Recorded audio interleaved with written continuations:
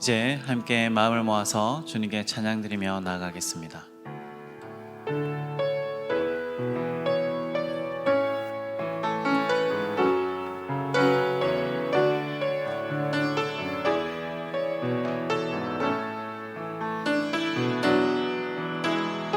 예수 우리 왕이여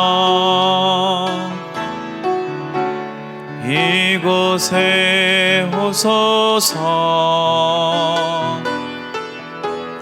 보좌로 주여 임하사 찬양을 받아 주소서.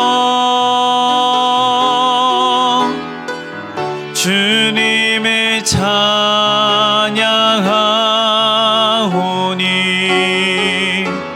주님을 경배하오니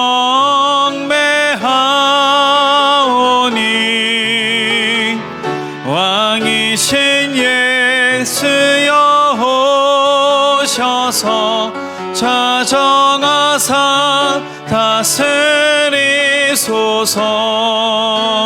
예수 우리 왕이여 예수 우리 왕이여 이곳에 오소서. 보좌로 주여 임하사 찬양을 받아 주소서. 주님을 찬양하오니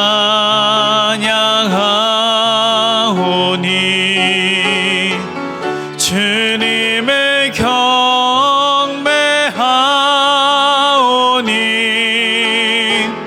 왕이신 예수여 오셔서 좌정하사 다스리소서.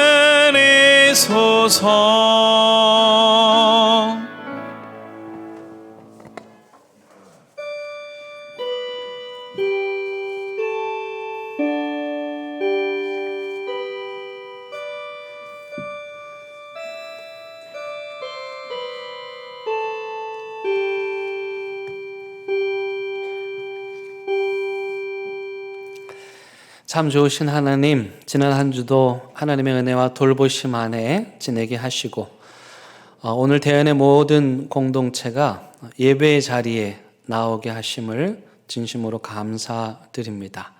이 시간 우리 마음에 있는 모든 근심과 염려와 걱정을 다 내려놓게 하시고 오직 성삼위 하나님만 바라보며 예배할 때에 이 자리에 모인 모든 자들이 하나님의 거룩한 영광을 체험하게 하시기를 예수 그리스도의 이름으로 간절히 기원드립니다. 아멘.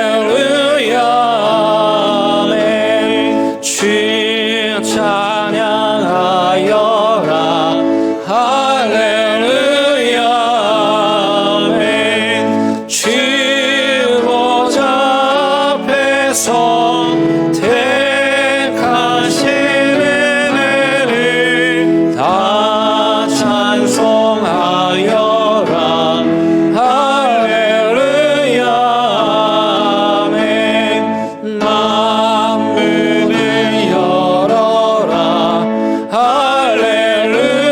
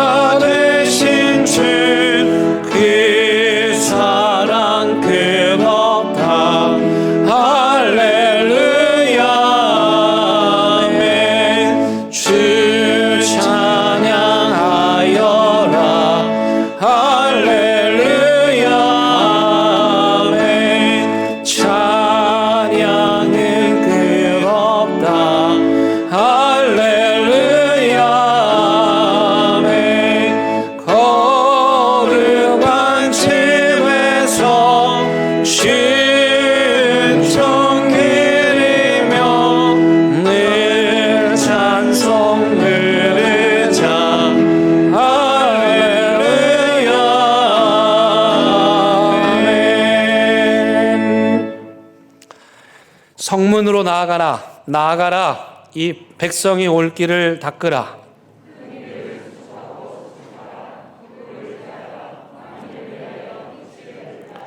여호와께서 땅 끝까지 선포하시되 너희는 딸 시온에게 이르라. 보라, 내 구원이 이르렀느니라.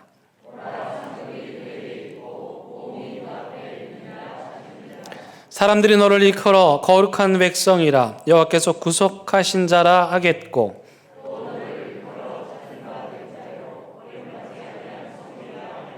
선지자 이사야의 책에 쓴 바 광야에서 외치는 자의 소리가 있어 이르되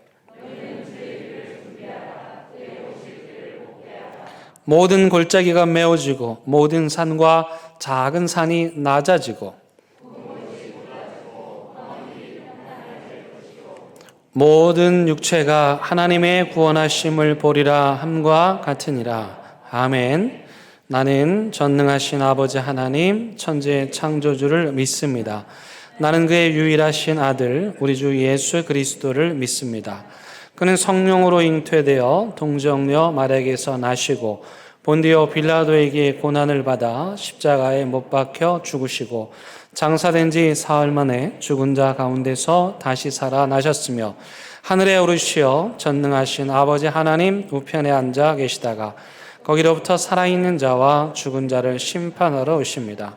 나는 성령을 믿으며 거룩한 공교회와 성도의 교제와 죄를 용서받는 것과 몸의 부활과 영생을 믿습니다. 아멘. 이 시간 자리에 앉으셔서 하나님과 여러분만이 아는 은밀한 죄를 침묵 가운데 고백하는 시간 갖겠습니다.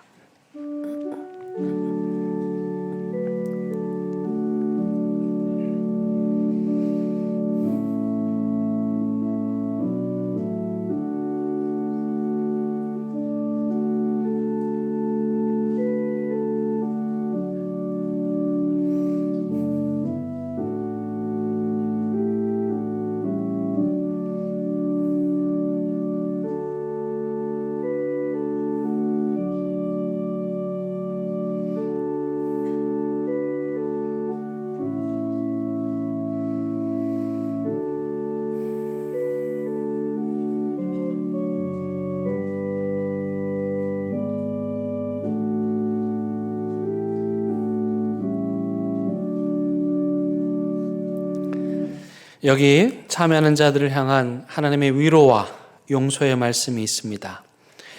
내가 너희를 여러 나라 가운데서 인도하여 내고 여러 민족 가운데서 모아 데리고 고국 땅에 들어가서 맑은 물을 너희에게 뿌려서 너희로 정결하게 하되 곧 너희 모든 더러운 것에서와 모든 우상 숭배에서 너희를 정결하게 할 것이며 또 새 영을 너희 속에 두고 새 마음을 너희에게 주되 너희 육신에서 굳은 마음을 제거하고 부드러운 마음을 줄 것이며 또 내 영을 너희 속에 두어 너희 내 율례를 행하게 하리니 너희가 내 규례를 지켜 행할지라. 내가 너희 조상들에게 준 땅에서 너희가 거주하면서 내 백성이 되고 나는 너희 하나님이 되리라. 아멘.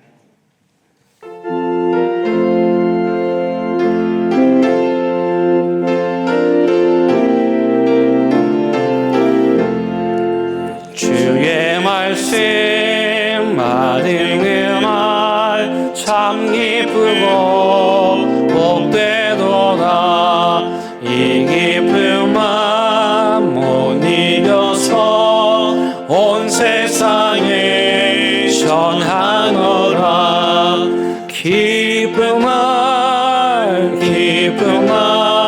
주마의 죄 다 씻은 날 늘 깨어서 기도하고 늘 기쁘게 살아가니 기쁜 날 주마의 죄 다 씻은 날 이 좋은 날 내 천한 몸 새 사람이 되었으니 이 몸과 마음 다 바쳐서 주셔서 영광의 주의 성님이 기쁜 날 주의 죄 다 씻은 날 늘 깨어서 기도하고 늘 기쁘게 살아가리. 기쁜 날 주의 죄 다 씻은 날 새 사람 된 그날부터 평안한 마음 늘 있어서 이 복된 말 전하는 일 나의 몸을 삼았도다. 기쁜 날 주의 죄 다 씻은 날 늘 깨어서 기도하고 늘 기쁘게 살아가리. 기쁜 날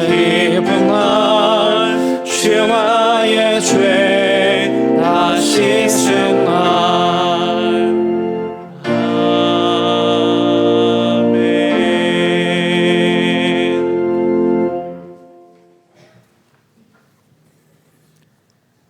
세상과 인간들을 사랑하셔서 그리스도를 세상으로 보내주신 하나님 아버지, 인간의 몸으로 이 세상에 오신 그리스도의 희생으로 인해 저희 그리스도인들은 아름다운 본향을 바라보며 인생길의 온갖 괴로움을 이기며 하루하루 살아갈 수 있게 해주신 은혜에 감사드리며 찬송하고 봉헌하고 영광 올려드리며 하나님께 예배드립니다. 저희들에게 생명을 주셔서 때로는 변화하는 자연을 즐기며 때로는 하나님께서 주신 지혜로 만든 세상의 것들을 누리며 행복과 기쁨을 느끼게 해 주셔서 감사드립니다. 저희가 말로는 도저히 표현할 수 없는 슬픔과 아픔을 느끼거나 다른 사람이 상상하지 못하는 깊은 상처에 힘들어할 때에 은혜를 베푸시사 여러 모양으로 도와주셔서 희망을 찾게 해주시고 살아갈 수 있는 힘을 부어주심에도 감사드립니다. 지난 주의 날에 예배드리며 다짐하고 결심했던 것들을 한 주간 동안 실행하고 지키기 위해 노력했지만 하루하루 마주하는 인생의 갖가지 문제에 매달려 지쳐 지내다가 또 주의 날이 되었습니다. 이 세상 나그네 인생길의 횟수가 늘어날수록 하나님 영광을 더 잘 드러낼 수 있어야 할 텐데 저희는 어리석고 약하여 더 자주 넘어지기도 합니다. 하나님이 싫어하는 말과 행동으로 드러내었던 저희의 죄와 잘못을 저희 입으로 고백할 때에 용서해 주십시오. 저희들이 성경 말씀을 읽고 기도를 할 때에 성령으로 능력을 덧입혀 주셔서 자기 마음대로 말씀을 이해하거나 기도 응답받았다 판단하지 않고 말씀은 하나님의 뜻대로 바르게 깨달을 수 있게 해 주시고 열심히 기도하는 만큼 하나님의 응답도 바르게 깨달아서 그 깨달은 대로 하나님의 응답대로 살아가도록 인도해 주십시오. 70여 년 동안 무신론 정권의 박해 아래에서 기도하며 버텨왔을 북녘의 그리스도인들이 언제까지 더 신앙을 이어갈 수 있겠습니까? 하나님 아버지, 그들의 부르짖음을 긍휼히 여기시사 그들의 기도를 들어주시고 도와주십시오. 기다리며 견뎌왔을 북한의 그리스도인들을 긍휼히 여겨 주십시오. 여러 통로로 그리스도인들과 외부 세계의 사랑을 전해받은 북한의 많은 주민들이 북한의 변화에 힘을 쓸 수 있도록 인도해 주시고 북한 체제가 조금이라도 변화되어서 남한과 주변국들과 공존하는 국가가 될 수 있도록 인도해 주십시오. 저희 교우들 한 명 한 명의 삶과 생각을 모두 다 아시는 하나님, 그 갖가지 소망들을 하나님께 간구할 때에 들어주시고 기억해 주셔서 때가 되면 이루어 주시기를 원합니다. 보호자 없이 아무것도 할 수 없는 영유아 자녀를 위해 기도하며 자신들의 모든 것으로 보호하며 키우는 부모의 간절한 마음을 보시고 그 아이들을 지켜주십시오. 인생길에 필요한 것들을 배우고 있는 우리 아이들 영육이 건강하게 자랄 수 있도록 보호해 주십시오. 우리 청년들이 고민 하나하나를 하나님께 하려면 기도에 귀 기울여 주셔서 청년들이 자기의 길을 잘 찾아가도록 인도해 주십시오. 직장에 속한 이들은 직장을 위해 하나님께 기도하고 하나님께서 주신 능력을 직장을 위해 잘 사용하며 사업체를 운영하는 이들은 하나님께 기도하며 사업을 발전시켜가고 사업의 열매들을 하나님 나라 위해 사용할 수 있도록 도와주십시오. 오랜 시간 이 교회를 지키며 이끌었던 믿음의 선배들이 본향으로 기쁘게 돌아갈 때까지는 이 세상의 행복을 조금은 더 누릴 수 있게 허락해 주십시오. 경제적 어려움으로 낙심하고 고민하는 이들에게 구체적인 도움의 길을 열어주셔서 그 어려움에서 벗어날 수 있도록 인도해 주십시오. 몸과 마음의 아픔으로 고통에 빠진 이들이 그 아픔을 이겨내고 또 치유받을 수 있도록 전능하신 아버지께서 힘을 부어 주십시오. 여러 모양으로 교회와 예배를 위해 봉사하는 모든 이들에게 은혜를 더해 주시고 힘을 부어 주십시오. 이 시간 하나님의 말씀이 정확하게 전해질 수 있도록 설교자와 저희 모두에게 성령께서 함께해 주십시오. 이 세상 마지막 날에 모든 것을 심판하기 위해 다시 오실 예수 그리스도 이름으로 간절히 기도합니다. 아멘.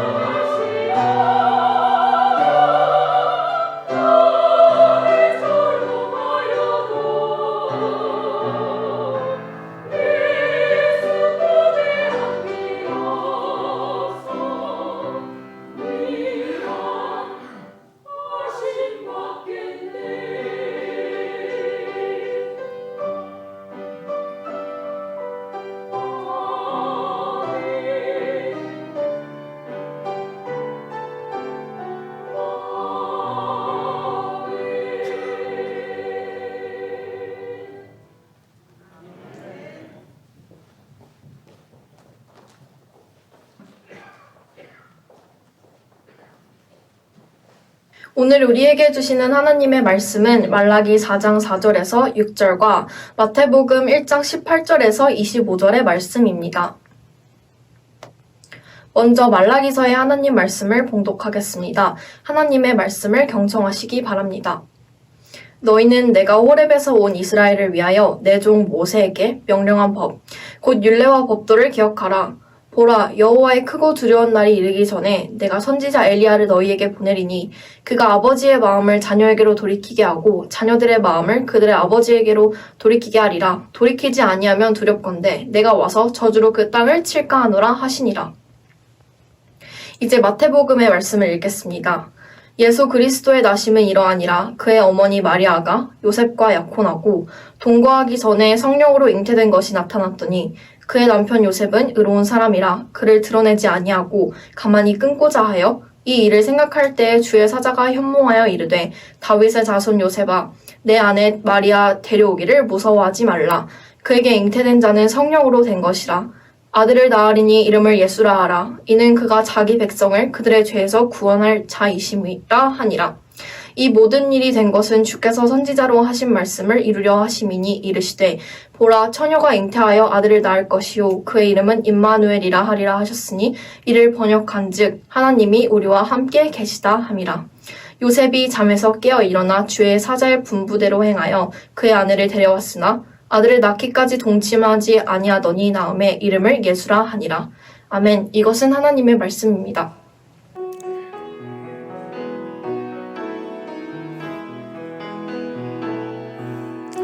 이 말씀 따라 사는 동안 지치지 않게 하시고 이 말씀 따라 사는 동안 주님 나라 이루소서.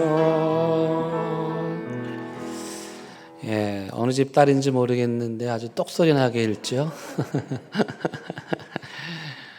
오늘 본문이 좀 길었는데요.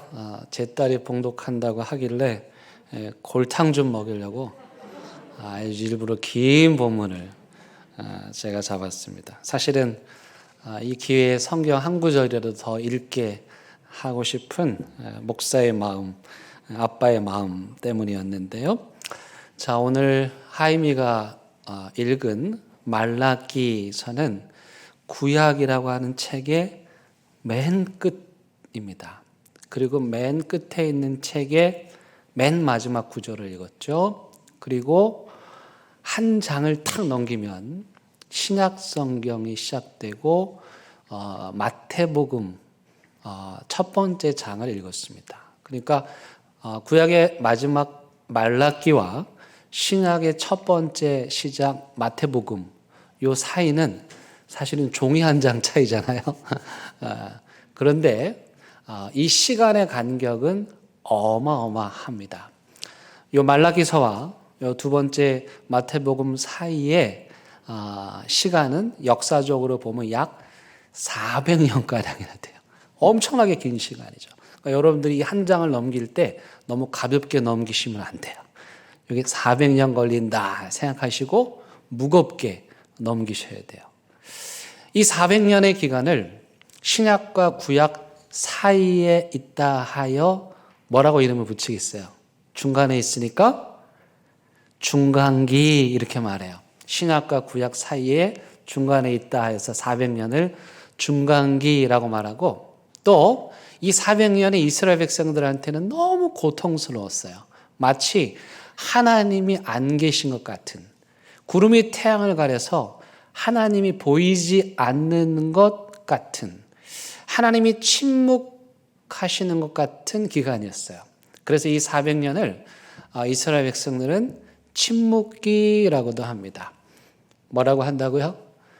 침묵기 또 뭐라 그래요? 중간기. 굉장히 중요한 거예요. 그래서 요 사이에 요 400년 사이에 어마어마한 일들이 일어납니다. 일단 여러분 제국이 로마에서 헬라로 페르시아에서 헬라로 헬라에서 로마로 제국이 뒤바뀌는 격변기예요. 여러분 한 나라의 정권이 바뀌어도 나라가 들썩들썩 하는데 제국이 바뀌니까 그 힘없는 나라 백성들이 얼마나 고통당했을지는 우리가 미뤄 짐작해 볼 수 있는 거예요. 예를 들면 헬라 시대에 안디오쿠스 에피파네스 4세라고 하는 사람이 있어요. 이 시리아 왕인데 이 사람이 이스라엘을 너무도 싫어했어요. 그래서 예루살렘을 점령하고 유대 종교를 말살시키려고 그랬어요. 일단 유대인들이 가장 먼저 아들을 낳으면 하는 게 뭐죠? 할례를 행하는데 할례를 행하거나 또는 성경의 사본을 소지하면 그 사람을 사형에 처해버렸어요. 심지어는 이스라엘 백성들이 가장 거룩하게 여기는 장소가 어디입니까? 성전이에요. 그리고 이스라엘 백성들이 가장 부정하게 여기는 짐승이 어떤 짐승입니까? 돼지예요. 그런데 이 안디오코스 에피파네스가 어떻게 하냐면은 그 돼지를 가져다가 하나님의 거룩한 성전에서 제물로 드리는 거예요. 그리고 그 돼지 피를 성전에 막 뿌리는 거예요. 이스라엘 백성들에게서 그 말로 다 할 수 없는 고통 중에 고통이었죠. 그래서 이제 사람들이 일어나서 독립운동을 하게 되는 거예요. 여러분, 독립운동이 얼마나 어렵습니까? 자금도 모아야 되고 또 싸워야 되고 연약한 중에도 이들이 살기 위해서 민중 봉기를 일으켜가지고 혁명을 일으켜가지고 그 강한 제국들에 맞서서 싸움을 하던 시기였어요. 그런가 하면 이 시기에 이제 로마가 통치를 하면서 이스라엘 지역은 그 왕을 뚝 떼어줘가지고 네가 통치해, 내가 못 가니까 대신 통치해. 그게 분봉왕인데 그 왕이 헤롯 왕입니다. 이 헤롯 왕의 가문이 이스라엘을 다스리는데요. 이 헤롯 왕가는 정말 잔인하기로 유명한 왕이에요. 물론 뭐 건축을 많이 해서 건축으로도 유명하기는 한데 너무도 포악한 왕가입니다. 예를 들면 예수님께서 태어나신다는 소식을 듣고 동방의 박사들이 오잖아요. 그리고 이제 헤롯 왕을 만나고 그냥 가잖아요. 그런데 이 헤롯 왕이 동방 박사들로부터 들은 메시아가 왕이 태어난다는 소식을 듣고 그 즈음에 태어난 아기들을 2살 이하의 아기들을 잔인하게 학살하는 유아 살해를 끔찍하게 자행한 것을 아무렇지도 않게 여기는 사람들이 통치하던 시대에 이스라엘 사람들이 살고 있었어요. 그게 바로 중간기 침묵기 400년의 시간이었죠. 이 시간은 마치 끓는 물속에 들어가 있는 것 같은, 지금 당장 어떻게 하나님이 행하시지 않으면 도저히 견딜 수 없는 그런 고통의 연속, 그게 바로 400년의 침묵기 또 중간기 시간이었던 거예요. 그래서 많은 사람들이 이 기간 동안에 나라를 버리고 떠납니다. 탈출을 하게 되는 거죠. 그런 사람들을 디아스포라 유대인들이라고 하는데요. 아이러니한 것은 그들이 이제 떠나가지고 그래도 신앙은 잃어버리지 않으니까 성전이 없어서 그들의 신앙을 유지하기 위해서 가는 곳마다 회당을 만듭니다. 이 시기에 회당들이 많이 생겨나게 되고요. 또 한편으로는 이 사람들이 자기만의 다양한 방식을 통해서 당을 만들어서 이스라엘 나라를 다시 회복하기를 꿈꿉니다. 예를 들면 열심당원 같은 사람들은 마치 우리나라가 일제강점기 시절이었을 때 독립운동을 했던 무력 항쟁을 했던 사람들처럼 이 열심당원들은 우리가 무기를 소지하고 군사력을 키워서 나라를 회복해야 된다, 그런 주장을 했던 사람들입니다. 바리새파 사람들 같은 경우는 어떤 사람들이냐면 우리가 하나님의 율법을 철저하게 지키지 못했기 때문에 이런 일이 일어났다, 그래서 말씀을 철저하게 지키자는 그런 회복운동을 펼쳤고요. SNF파 같은 경우에는 경건 생활, 저 광야로 떨어져서 수도 생활을 통해서 거룩한 삶을 다시 회복함으로 이스라엘이 다시 일어나기를 꿈꾸었습니다. 이 다양한 공동체들의 그 각각의 특징들이 있는데요. 공통점이 하나가 있어요. 그건 뭐냐면 지금 이 세상은 끝나야 된다는 거예요.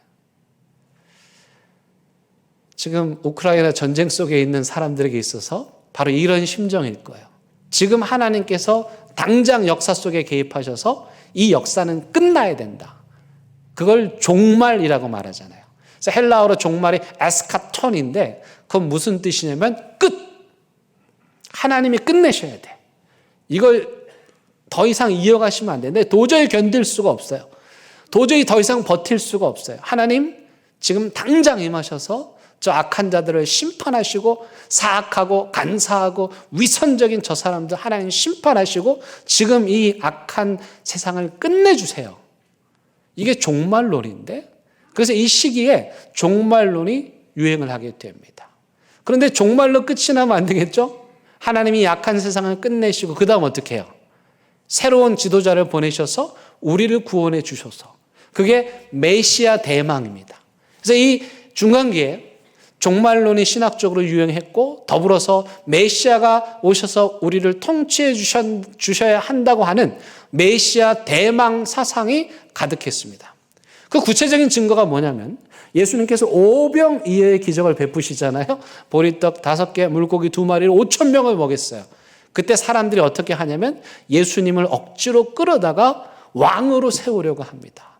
이게 뭐냐면 그때 당시 가장 가난한 백성들, 자기 한 끼 식사도 해결할 수 없는 그런 가난한 백성들에게조차도 종말론과 메시아 대망 사상이 뿌리 깊게 퍼져 있었다는 것을 보여주는 거예요.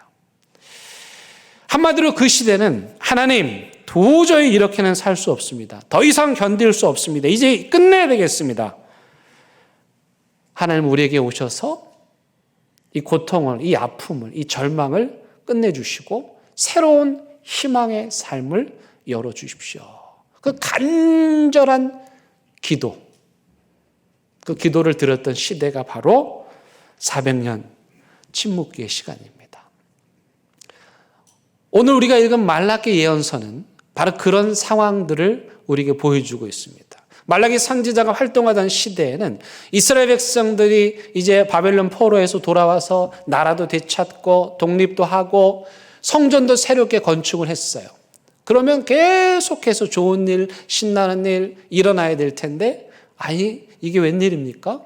성전을 지었는데 사람들이 예배에 대한 열망이 점점 식어가는 거예요. 나라를 회복하긴 했는데 주변 강대국들 때문에 겨우겨우 숨만 쉬면서 살아가는 거예요. 이들을 이끌어야 할 종교 지도자들은 타락하고 게으름에 빠져서 자기 할 일들을 제대로 하지 않고 있는 거예요. 그런 시간들이 오래 지속되다 보니까 이스라엘 백성들의 마음에 어떤 생각이 들었냐면 하나님이 우리를 사랑하지 않는다. 하나님에 대한 사랑을 의심하는 거예요. 여러분 말라기 1장 2절 말씀 제가 읽습니다. 여호와께서 이르시되 이스라엘 백성들에게 하는 말이죠. 내가 너희를 사랑한다 하였노라 하나 너희는 이르기를 주께서 언제 어떻게 우리를 사랑하셨나이까 하는도다. 저는 우리 아이들한테 I love you 사랑해 많이 하거든요. 근데 어느 날 아이들이 정색을 하고 저한테 이렇게 말하는 거죠. 아빠가 언제 한 번이라도 날 사랑해 본 적 있어? 막내만 사랑했잖아. 또 막내는 아빠가 언제 날 한 번이라도 사랑해 본 적 있어? 언니만 사랑했잖아. 여러분 자식들한테 그런 말 들어보신 적 있잖아요. 그때 마음이 무너지는 거죠.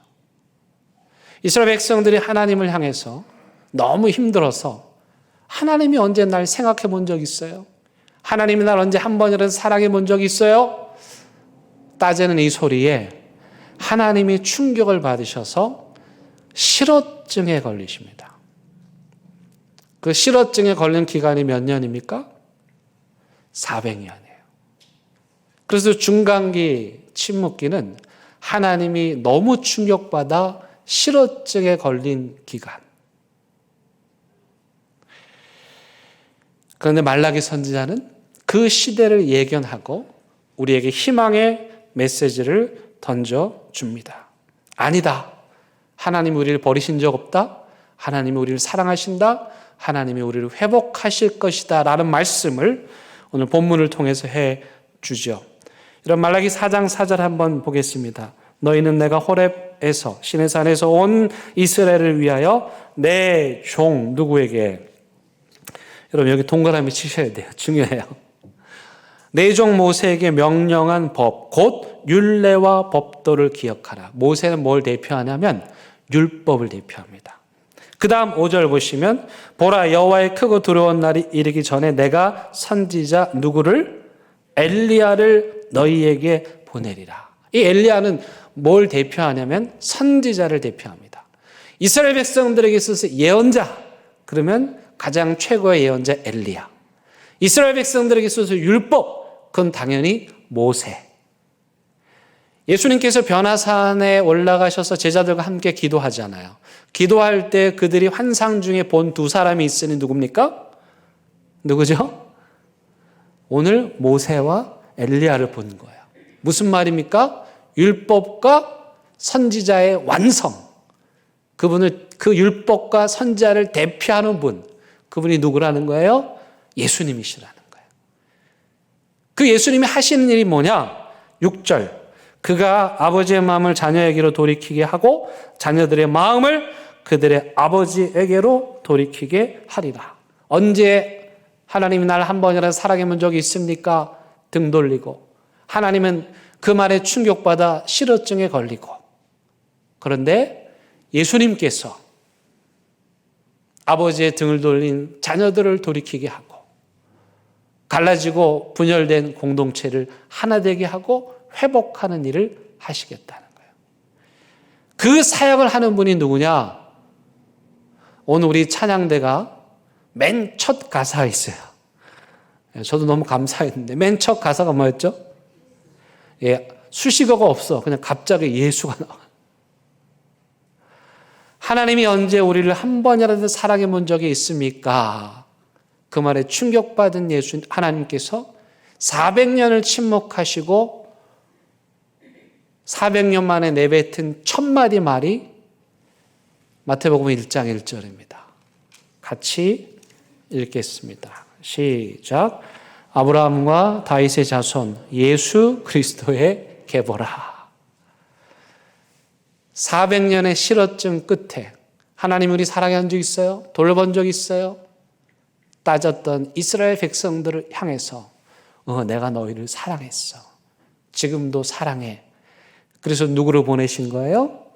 예수 그리스도를 보내신 거예요. 그분이 갈라지고 흩어진 자들의 마음을 돌이키게 할 것이고 깨어진 가정을 회복할 것이고 공동체를 회복하실 것이에요. 마리아와 요셉에게 천사가 꿈에 나타나서 말하죠. 너 아기 가졌어. 이름까지 가르쳐 줍니다. 그 이름이 뭐예요? 예수. 그 이름의 뜻은 무엇입니까? 구원자입니다. 오늘을 교회력으로, 처치 캘린더라고 하는데 교회 달력으로 대림절이라고 합니다. 대림절 첫 번째 주일, 그리고 4번의 대림절 기간을 보내고 우리는 성탄절을 맞이합니다. 그리고 성탄절 이후에 주현절이 옵니다. 그래서 교회의 달력의 시작은 대림절. 그러니까 우리는 이미 교회력으로 오늘 새해를 맞이한 거예요. 그래서 빛의 주기는 크게 대림절로 시작하고 성탄절에 예수님의 탄생을 축하하고 주현, 예수님께서 이제 우리와 함께 계심을 지키는 절기입니다. 그 다음에 또 생명의 주기가 있는데 이건 뭐냐면 사순절, 그리고 부활절, 성령 강림절입니다. 이렇게 교회의 달력은 2개의 큰 주기를 갖고 대림절로부터 시작을 해서 성령 강림절로 마치게 되는 거죠. 여러분, 그렇다면 왜 우리가 절기를 지키는 걸까요? 매년 기쁘다고 오셨네 했는데 왜 올해 또 성탄절을 기다리면서 예수님의 탄생을 기다리면서 대림절이라는 절기를 지키는 걸까요? 왜 우리는 매년 반복해서 부활절을, 성령 강림절을 지키는 걸까요? 그건 뭐냐면 바로 이 예배의 예전들이 우리를 지켜주기 때문입니다. 우리가 예전을, 절기를 지키면 그 절기와 예전이 우리 공동체를 붙들어주는 거예요. 여러분, 그래서 예전이라고 하는 거, 영어로 리추얼인데요. 제가 좀 읽어드립니다. 예전이란 같은 하나님 지식을 가진 공동체가, 즉 대연교회가 함께 하나님께 응답하게 되면서, 하나님의 말씀에 응답하게 되면서 인간의 삶 속에서 특별한 시간과 장소를 할애하고 특별한 시간과 장소 여기잖아요. 특별한 행동과 말을 통해 하나님께 예배하게 되는데, 이렇게 전 삶 속에 스며드는 예배가 하나의 반복적인 형식을 갖추는 거예요.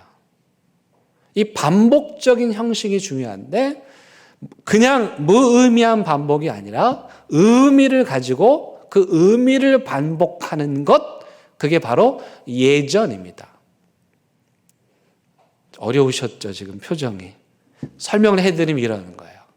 우리가 주일날 드리는 이 예배는요, 철저하게 우리 장로교 전통에 따르는 예전을 지키고 있어요. 예배가 어떻게 시작이 됩니까? 찬양을 하죠. 또 기원을 하죠. 또 서로 교동문을 읽고 사도행전을 하고 참회 기도를 하고 회중 기도를 하고 말씀을 듣고, 이 하나부터 열까지 이어지는 모든 순서 하나하나가 바로 예전인 거예요. 근데 여러분, 매주 여러분 예배 올 때마다 그 예전이, 틀이, 형식이 똑같죠. 똑같은 예배의 형식을 반복하면서 새로운 의미를 부여하면서 거기에서 예배 공동체가, 예전 공동체가 탄생하게 되는 거예요. 제 후배 목사님이 청소년 생활을 하면서 아이들이 예배를 지루해하니까 어떤 시도를 했냐면, 똑같은 형식과 틀 때문에 지루해하는 것 같다 해서 매주 갈 때마다 예배 형식을 바꿨습니다. 오늘은 이렇게 하고 그 다음 주는 저렇게 하고. 여러분, 아이들이 어떻게 반응했을까요? 매주 예배 형식이 새로워. 갈 때마다 바뀌어. 다음 주 어떻게 될지 몰라. 아이들이 어땠을까요? 아이들조차도 혼란스러워했어요. 목사님 그냥 하던 대로 하시죠. 예배의 형식 안에 의미 있는 것들을 반복하는 거, 이게 바로 예전이에요.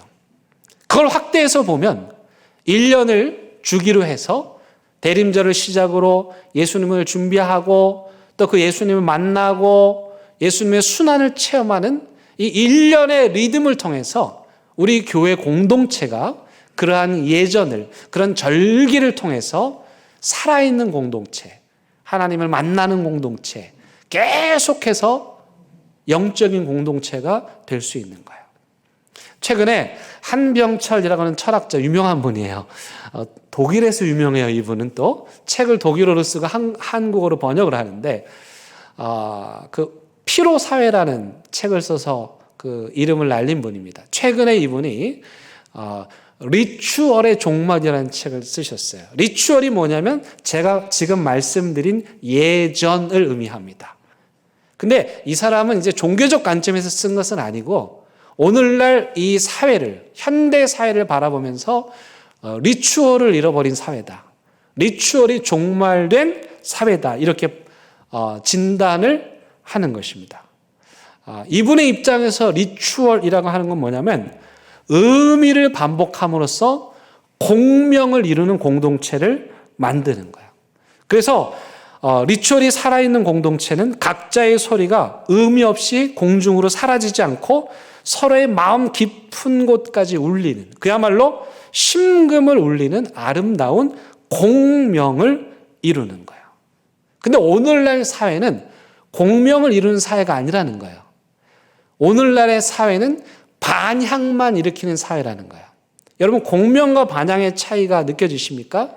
반향은요, 지금 우리 교회 벽이 있잖아요. 이게 사실은 제가 소리를 내면 하면은 벽에 부딪혀서 우리가 느끼지 못했지만 아가 다시 나에게로 돌아오거든요.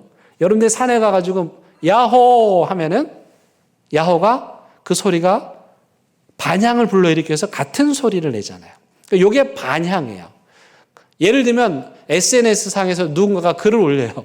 그러면 친하니까 좋아요를 눌러주고 하트 뿅뿅을 날리는데 요거는 공명이 아니고 반향이라는 거예요. 깊은 울림이 아니고 그냥 아 하면 그냥 아가 튀어나오는, 소리가 갔다가 부딪혀서 그대로 나오기만 하는 사회라는 거예요. 그래서 이분이 주장하는 것은 공명을 이루는 사회.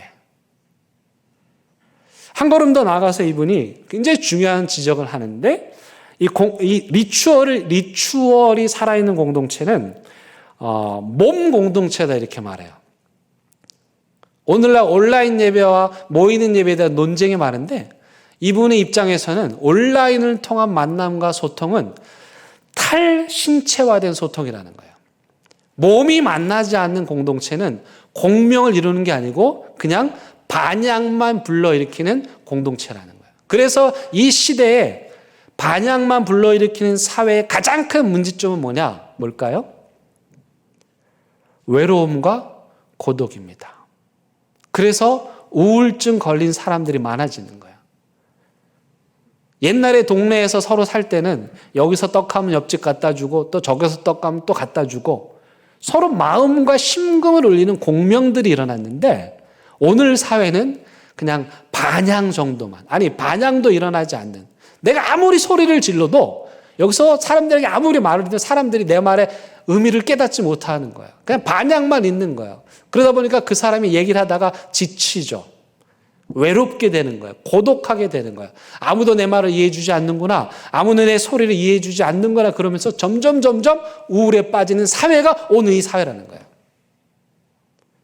그런 의미에서 이 리추얼의 종말이 좀 어려운 책이긴 한데, 굉장히 이 시대를 아주 정확하게 분석하는 책이라고 저는 생각을 해요.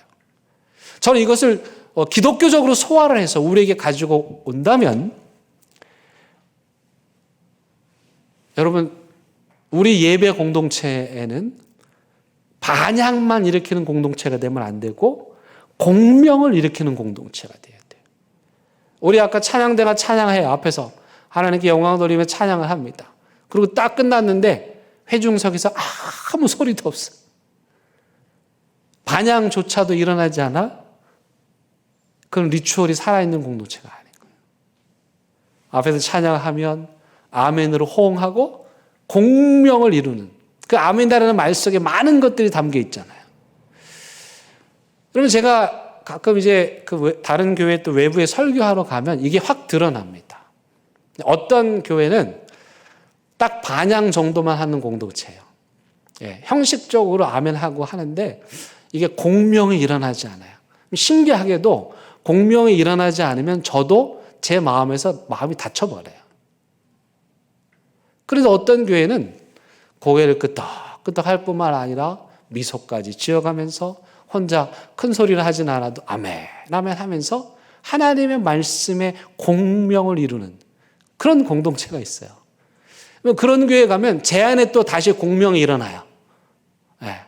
중요한 건 그렇게 회중 안에서 공명이 일어나면 그 공명이 또 하나님과 공명을 이루게 되는 거예요. 우리와 공명이 이루어지고 하나님 말씀에 아멘으로 응답하고 하나님의 거룩하고 영광스러운 찬양에 아멘으로 응답하고 모든 회중이 하나님의 말씀에 집중할 때, 그때 우리 안에 공명이 일어나고 하나님과 우리 사이에 공명이 일어나는 거예요. 그래서 참된 예배란 하나님과의 공명이 일어나고 우리 사이에 공명이 일어나는 예배인 거예요. 지난번에 우리 선조들의 길을 따라서 걸어서 부산진 교회와 함께 예배를 드렸을 때 그때 예배가 공명을 이루는 예배예요. 우리가 부산진 교회에게 우리 한번 걸어가려고 하는데 괜찮겠어요? 아이고 너무 좋지요, 오세요. 공명이 일어났죠. 진짜로 걸어갔더니 두 팔 벌려 환영해요. 공명이 일어났죠.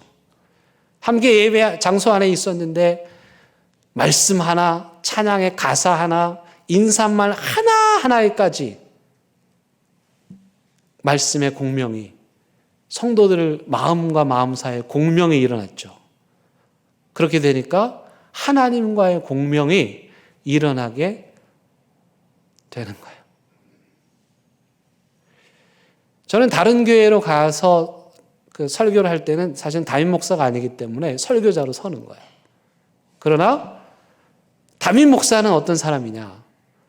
우리 교회의 하나님의 말씀을 제가 먼저 하나님과 공명을 이루고 대형교회 공동체에 필요한 하나님의 말씀이 무엇인지를 하나님과 공명을 이루고 그리고 영적인 리더로서 이 자리에 서서 여러분들과 함께 그 하나님의 말씀을 이룰 때 여러분들이 그 말씀에 함께 공명하는 공동체.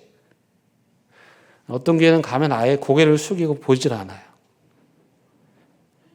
아예 고개를 딴 데로 돌리고 있고요. 그리고 아예 눈을 감고 시작하는 분들도 계세요. 공명은커녕 반향조차 안 하겠다는 거예요. 더 중요한 건 리추얼, 예전 공동체는 몸 공동체라고 합니다.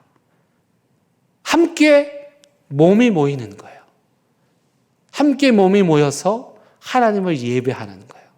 그 예전 속에 우리의 신체가 같이 들어있는 거예요.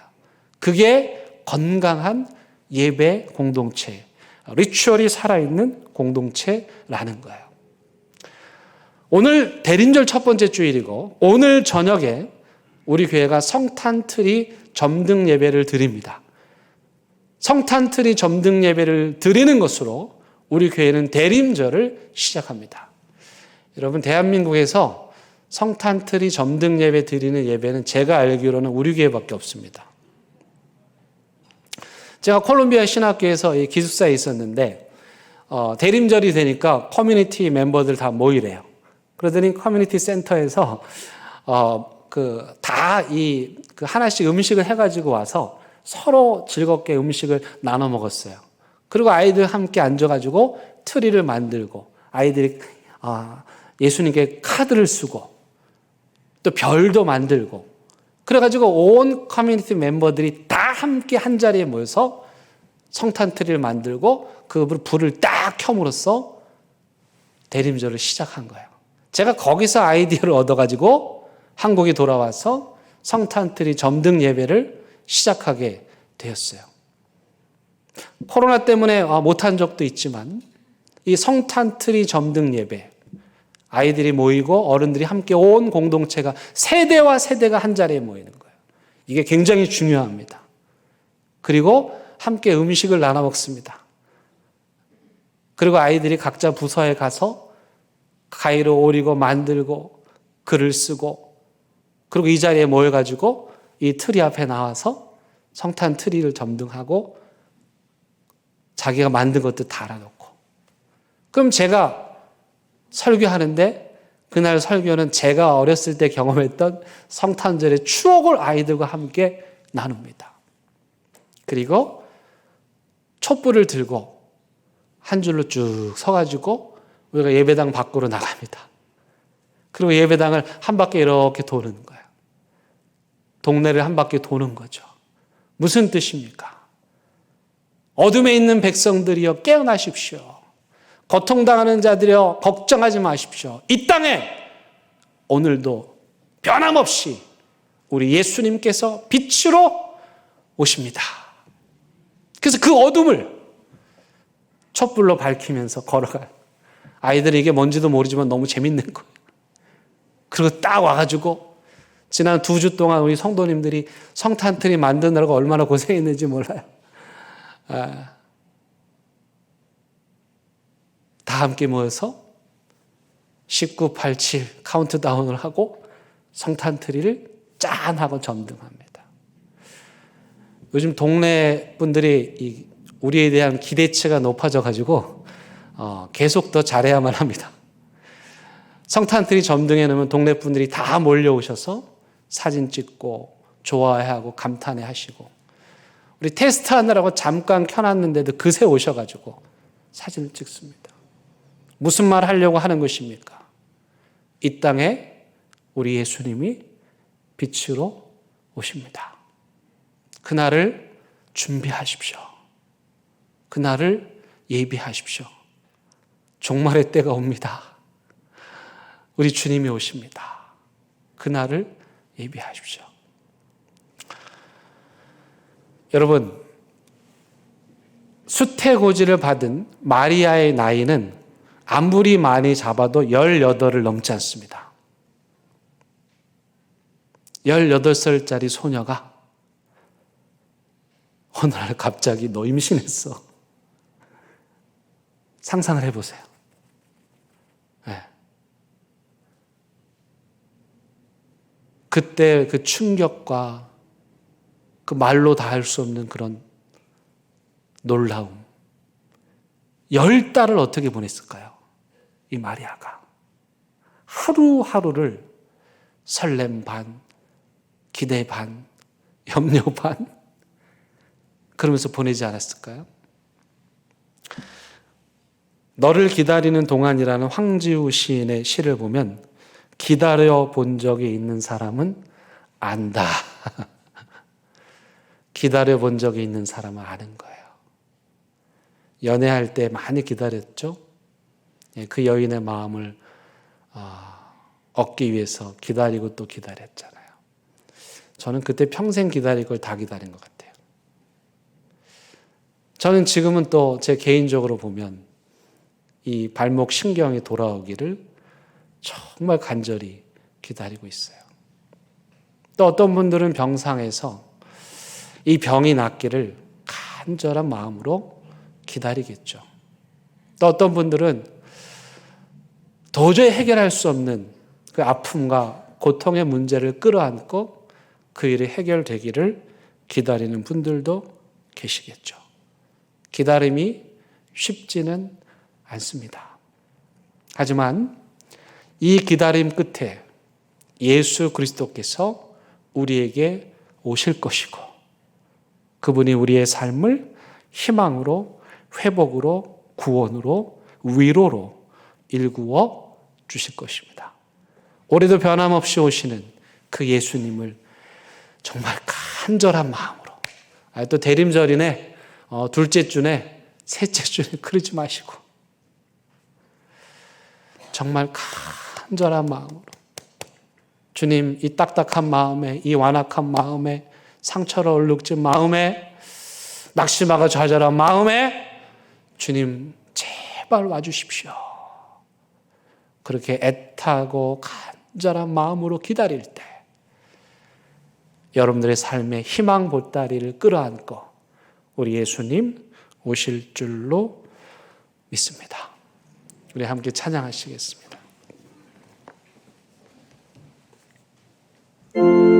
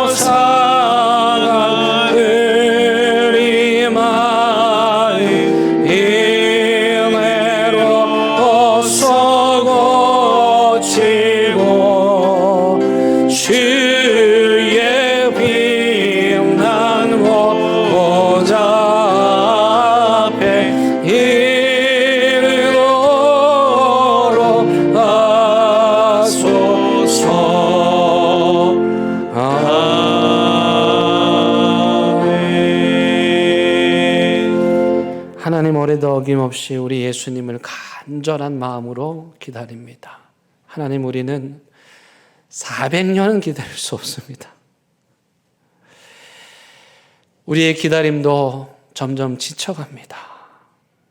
간절히 기도하오니 주님이 오시지 않으면 도저히 해결할 수 없는 문제를 끌어안고 사는 사람들 한 사람 한 사람에게 이번 대림절에도 오시고 임하여 주옵소서. 예수님의 이름으로 기도드립니다. 아멘.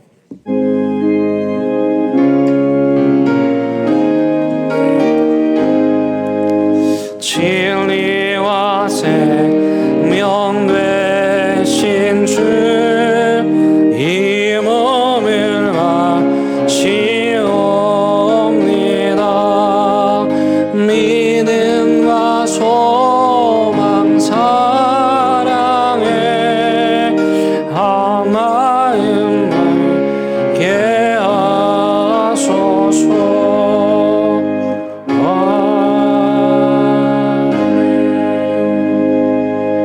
하나님, 이 시간 하나님 앞에 귀한 예물 올려드립니다. 이 예물 기억하시고 복 내려 주셔서 이 땅의 구원의 소식을 듣지 못한 채로 억눌려 기주고 주눅들어 살고 있는 모든 사람들 일으켜주고 건져주는데 귀하게 사용되게 하여 주옵소서.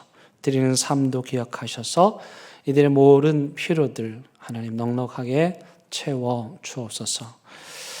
이제 여전히 예수님의 오심의 소식을, 구원의 소식을 알지 못하는 세상 향하여 나아갑니다.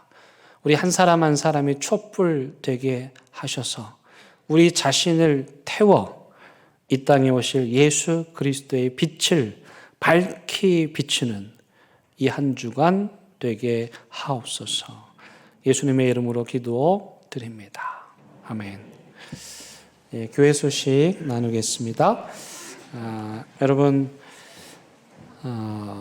먼저 우리 환영하실 분이 있습니다. 우리 최영호 집사님 동생 가정이 방문하셨습니다. 우리 잠깐 일어나 주시면 감사하겠습니다.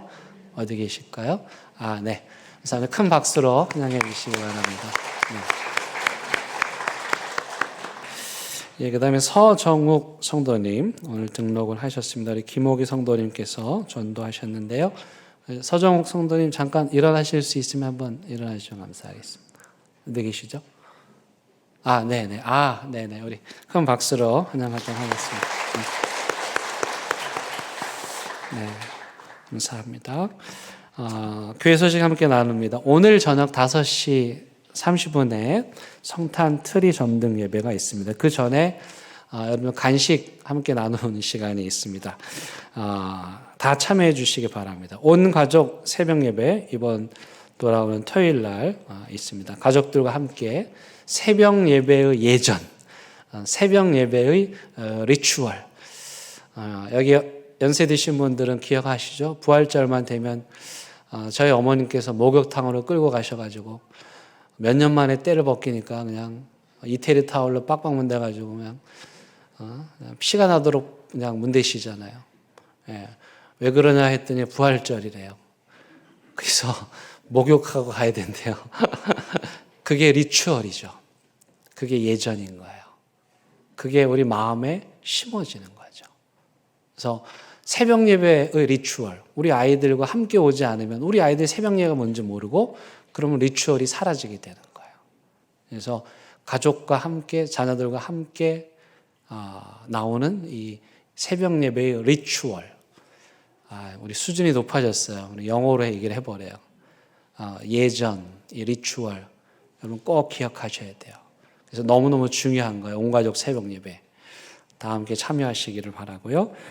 세례계 오늘부터 시작이 되고 리더십 학교 2기 모집을 합니다. 우리 청년들을 믿음으로 길러내는 리더십 학교 기도해 주시고 많이 참여해 주시기 바랍니다. 오늘 우리 먹는 게 아주 풍성합니다. 복받은 날입니다.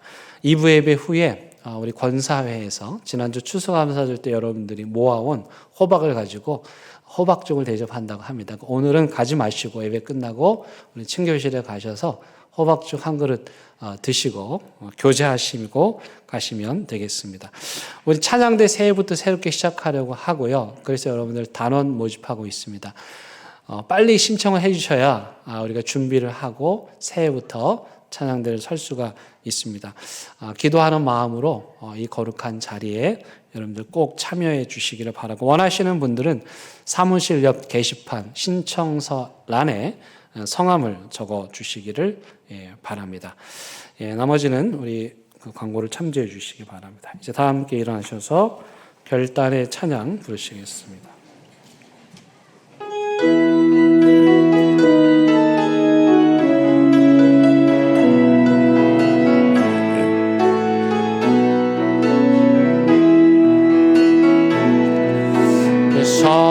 하나님의 고요히 감사하여 그 놀라운 평화를 누리며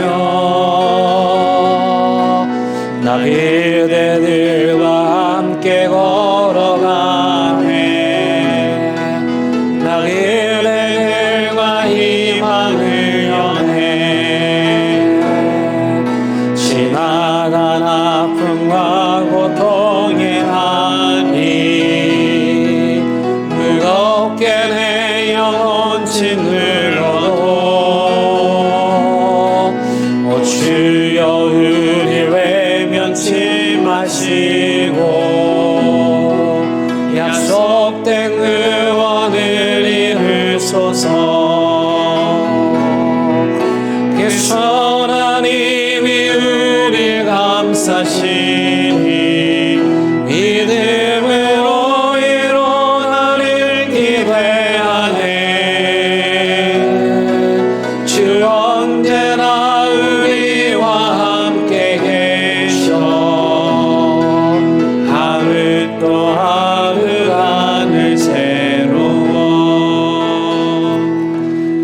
우리 주님 예수 그리스도의 은혜와 하나님의 크신 사랑과 성령님의 인도하심이 우리에게 또 오셔야만 하는 그 예수님을 간절한 마음으로, 애달픈 마음으로 기다리고 또 기다리기를 결심하고 다짐하는 사랑하는 대한교회 모든 성도들 위에, 이들의 가정과 일터와 사업장 위에, 온라인 예배 드리는 가정의 재단과 분단 조국 위에 이제부터 영원토록 함께 하시기를 간절히 축원하옵나이다. 아멘.